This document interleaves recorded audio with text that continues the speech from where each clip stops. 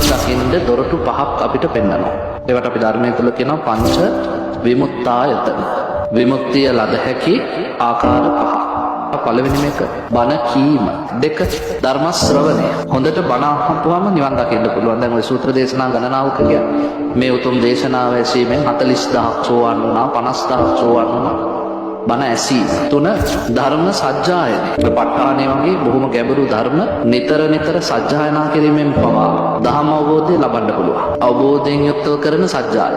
4 වෙනි එක ධර්ම මානසිකාරය. ඒ කියන්නේ සජ්ජායනා නොකලා උදකලාව කොහේ හරි ස්ථානයකට වෙලා ලෞතර බුදුරජාණන් වහන්සේ දේශනා කළේ මෙයයි කියලා යෝනිසෝ මානසිකාරයෙන් යුක්තව නිරන්තරයෙන් යුක්තව කරන මානසිකාරය තුළින් ඔබට නිවන් දකින්න පුළුවන්, විමුක්තිය සාක්ෂාත් කරගන්න පුළුවන්.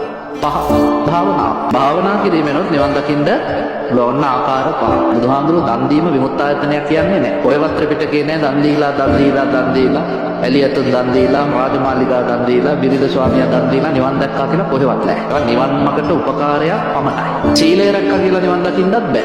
සීලය නිවනට උපකාරයක් නිසා නිවන සීලය මත රඳා පවතින්නේ නැහැ. බුද්ධ ශාසනයේ තියෙන ලොකුම පින්කම කියලා උපාසකම්මලා කියන්නේ කඨින පින්කම. කඨින පින්කම කියන්නේ බොහොම ප්‍රාථමික දෙයක්. ඒක විමුක්තායතන පිණිස නෙවෙයි, මෙලොව පරලොව සුගතිය පිණිස, දිව්‍ය මානුෂ සම්පත්. බුදුරු දේශනා කරන වටිනම පහ තමයි මේ.